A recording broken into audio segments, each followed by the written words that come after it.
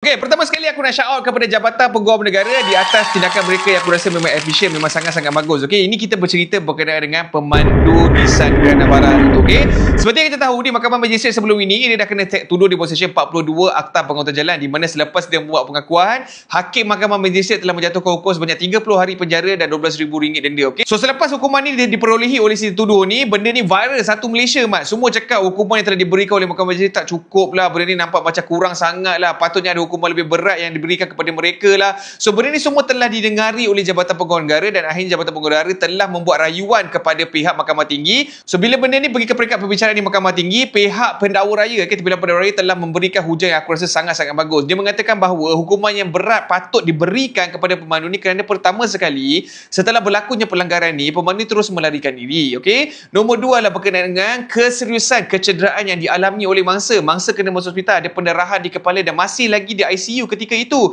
Dan nombor tiga adalah berkenaan dengan kecewayan dan juga gaya pemanduan yang sangat-sangat bahaya yang tidak memberi perhatian kepada keselamatan orang lain. So bila benda ni semua dihujahkan, Mahkamah Tinggi bersetuju dengan hujah-hujah ni. Sebab apa? Dalam memberikan hukuman, Mahkamah juga harus melihat kepada kepentingan awam berkenaan dengan hukuman yang bakal diberikan. Sekiranya hukuman yang bakal diberikan tak mencerminkan keseriusan kesalahan yang telah dibuat oleh pesalah-pesalah ini, maka mesej apabila hukuman itu diberikan tidak akan sampai kepada masyarakat lain. Okey? So bila perkara ini telah dikeutarakan Mahkamah Tinggi dan Mahkamah Tinggi bersetuju, maka hukuman itu telah ditukarkan kepada penjara 6 bulan dan denda dikekalkan kepada RM12,000. Win which aku rasa memang sangat-sangat bagus, memang padan muka kepada pemandu Nissan Grand Navara. Sebab apa? Kelakuan seperti pemandu ni telah memberi impak kepada keluarga-keluarga yang lain. Okey, ada yang hilang ayah, ada yang hilang anak, ada yang hilang ibu, ada yang hilang anggota badan, ada yang cakap-cakap. Okey, pemandu-pemandu seperti ini memang patut dihukum dengan hukuman yang lebih berat lah pada pendapat aku. Sebab apa? Sebab diorang ni memang tak beri apa-apa perhatian kepada keselamatan orang lain apabila mereka berada di atas jalan. Diorang main ikut kepala mak bapak diorang,